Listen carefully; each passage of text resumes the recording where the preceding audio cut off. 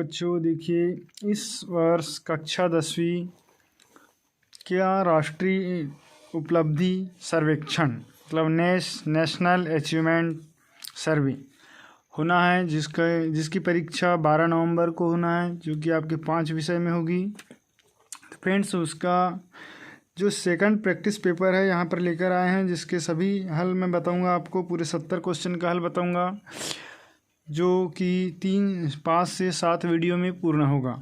Friends, ये पहला भाग है और यहाँ पर आप इनका डिटेल में हल देखेंगे कि किसका उत्तर कैसे हमको किस प्रश्न को किस तरीके से हल करना है। बच्चों, जो आपके प्रैक्टिस टेस्ट हो रहे हैं, जो कि प्रथम प्रैक्टिस टेस्ट भी हुआ और ये दूसरा पेपर है सेकंड, इनमें से 7 क्वेश्चन आपका निश्चित है कि आना है। 35 क्वेश्चन का आपका पेपर होगा, जिसमें से 7 क्वेश्चन ये टेस्ट से रहेंगे, प्रथम प्रैक्टिस पेपर से और सेकंड प्रैक्टिस पेपर से। अभी थर्ड भी होना है।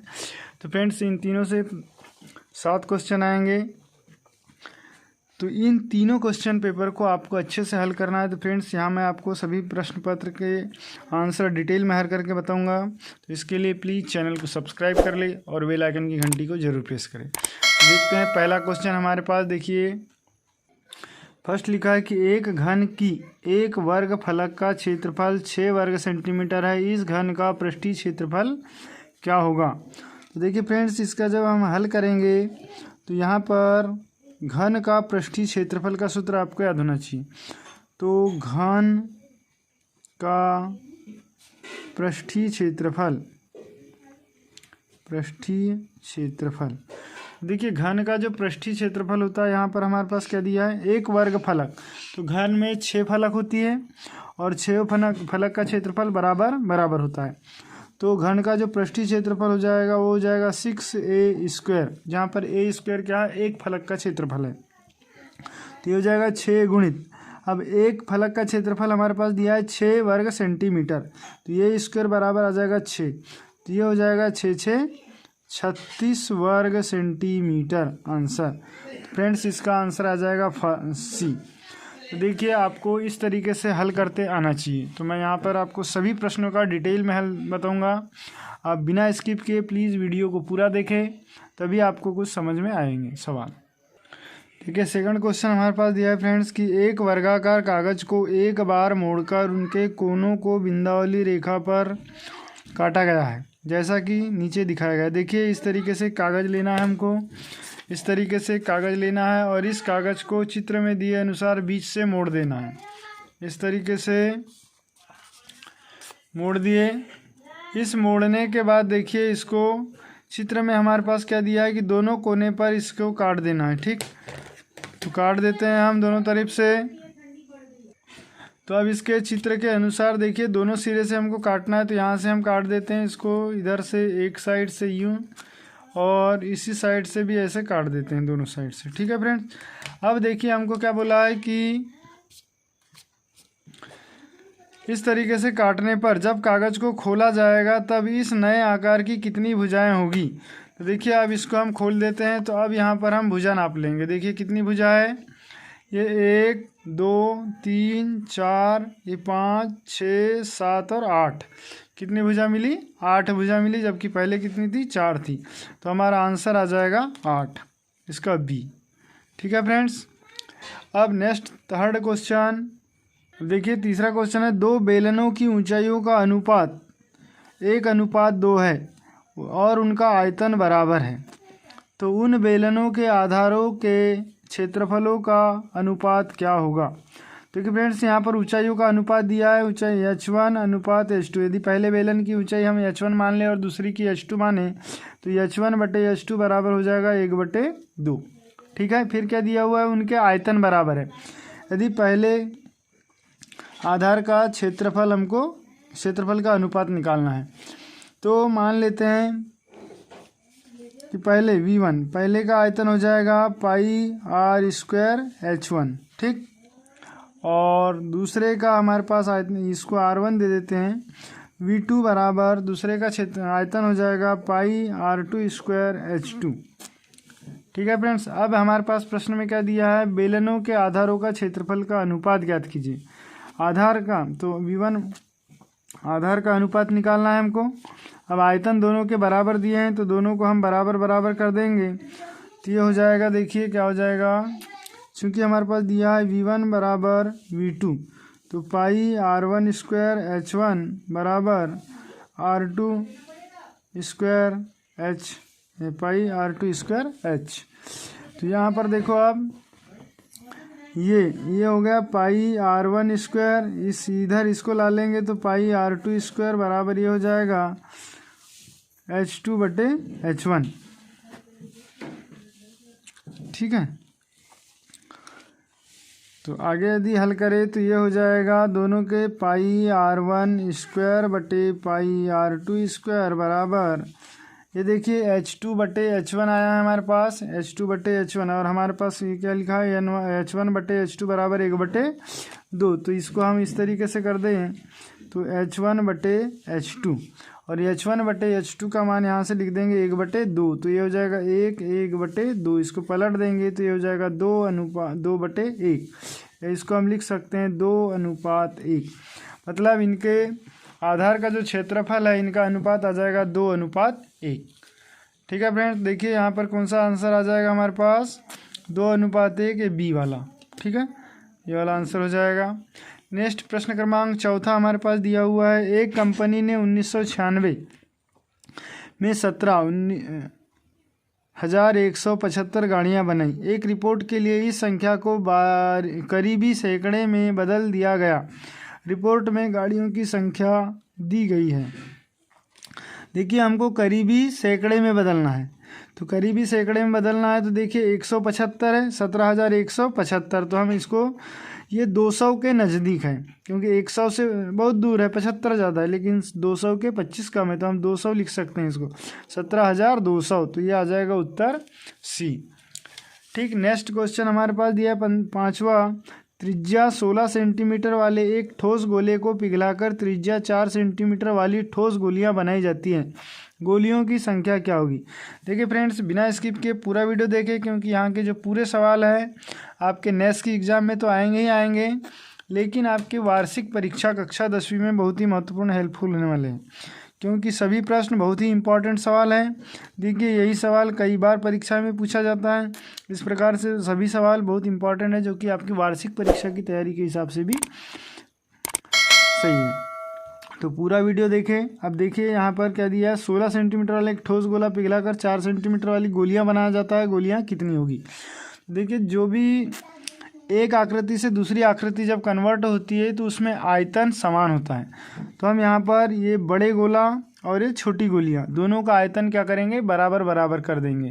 देखिए फ्रेंड्स, इसमें हम क्या मान सकते हैं कि जो 4 सेंटीमीटर गोलियाँ वाली है, मान लेते हैं हम 4 सेंटीमीटर त्रिज्या वाली n गोली बनेगी। कितनी बनेगी, स्मॉल n गोलियाँ बनेगी, तब दोनों का आयतन बराबर होगा। तो 16 सेंटीमीटर त्रिज्या वाले गोले का आयतन बराबर 4 सेंटीमीटर, यहाँ आ जाएगा n गुणित 4 सेंटीमीटर त्रिज्या वाली गोलियों का आयतन। ठीक है, अब गोले का आयतन का सूत्र होता है पाई r³। ठीक है, बराबर हो जाएगा ये पाई n गुणित पाई, इसको बड़ा वाला गोला है तो इसको कैपिटल R दे देते हैं, छोटा है तो स्मॉल r दे देते हैं, तो पाई r³। अब देखिए यहाँ पर r का, ये पाई से पाई तो कट जाएगी। अब कैपिटल R, इसका r का मान है 16, तो 16 पर 3 की घात बराबर यहाँ r का मान है 4, तो n गुणित 4 का क्यूब।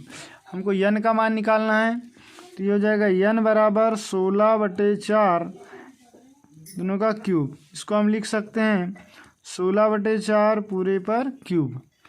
4 से इसको काट देते हैं तो 4 × 16, 4 बार कटेगा, तो n बराबर हो जाएगा हमारे पास 4 पर 3 की घात, या n का मान आ जाएगा 4 × 16, 16 × 64, अतः 64 गोलियां बनेगी। तो उत्तर क्या आ जाएगा, 64 गोलियां बनेगी। ठीक है फ्रेंड्स, तो इस प्रकार इसका उत्तर क्या आ जाएगा, डी, 64 गोलियां। तो इस तरीके से आपको सभी सवाल डिटेल में इस वीडियो में बताया जाएगा। तो आपको सभी सवाल बनाते भी आना चाहिए, इसलिए इन सभी सवाल को एक नोट्स तैयार कीजिए और उस नोट्स में इनको उतारते जाइए। अब देखिए छठवां सवाल है हमारे पास, यदि 3x ऋण 7 भागित 2x बराबर 2 हो तो x का मान ज्ञात कीजिए। देखिए इसको हम हल करेंगे तो इस तरीके से हल कर सकते हैं। छठवां हल, यहाँ पर आप क्या लिखिए, 3x ऋण 7 भागित 2x बराबर 2। x का मान निकालना है हमको, इसका तिर्यक गुणा कर देंगे फ्रेंड्स यहाँ पर। तो देखिए ये हो गया 3x ऋण 7 बराबर, इसका तिर्यक गुणा होगा तो 2x गुणित 2। तो अगली स्टेप हमारे पास हो जाएगी 3x ऋण 7 बराबर 2 दूनी 4x। इस 3x का पक्षांतरण इधर कर देंगे तो ऋण 7 बराबर 4x ऋण 3x। तो ऋण 7 बराबर 4x में से 3x गया तो 1x, अतः x बराबर आ गया ऋण 7। तो x बराबर ऋण 7 हमारा ऑप्शन नंबर किस में है देख लेते हैं। ऑप्शन नंबर ए में है, तो ये सही हो जाएगा इसका। इसके बाद है प्रश्न क्रमांक 7। क्या लिखा है, इस समीकरण में x का वर्ग धन 7x धन 12 बराबर 0 के मूल है। अब इसमें मूल बताना है तो हम गुणनखंड विधि से या सूत्र विधि से इसका मूल ज्ञात कर सकते हैं। देखिए 7वां सवाल, हमारे पास वर्ग समीकरण दिया है x² + 7x + 12 = 0। देखिए इस 12 का गुणा यहाँ के 1 में करेंगे तो धन 12 आएगा। ठीक, इस धन 12 और बीच वाली संख्या 7 के ऐसे 2 भाग तोड़ेंगे कि जोड़ने पर 7 हो और गुणा करने पर 12 हो। तो 4 और 3 में जोड़ेंगे तो 4 तिया 12 हो जाएगा और जोड़ने पर 7 होगा।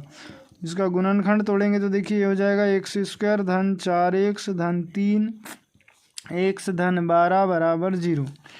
ये हो गया x² धन 4x का एक कोष्टक और दूसरे में लिख देंगे 3x धन 12 बराबर 0। इसको आगे हल करेंगे तो ये देखिए दोनों में से कॉमन निकलेगा x, तो यहाँ बचेगा x धन 4 धन, दोनों में से इनमें से 3 बाहर निकाल देंगे तो ये x धन 4 बचेगा बराबर 0। अब इस x धन 4 दोनों में है तो x धन 4 कॉमन निकाल लेते हैं।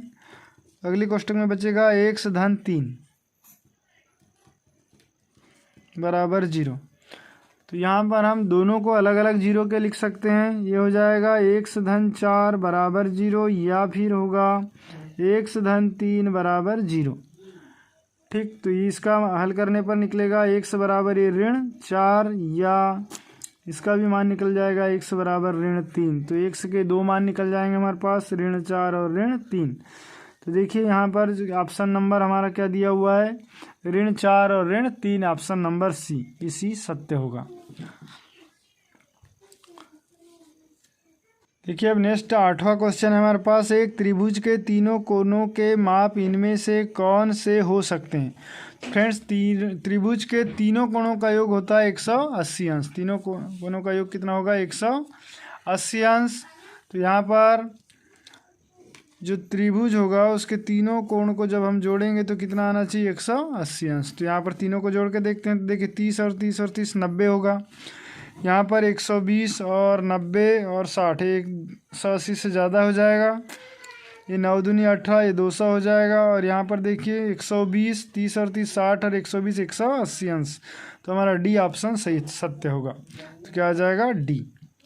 ठीक है फ्रेंड्स, अब नेक्स्ट सवाल प्रश्न क्रमांक 9 और उसके आगे के सवाल हम अगली वीडियो में हल करेंगे। तो इसी प्रकार की सभी वीडियो आप प्राप्त करना चाहते हैं तो प्लीज़ वीडियो को लाइक कर ले और चैनल को सब्सक्राइब कर ले ताकि सभी वीडियो आप तक पहुंच सकें।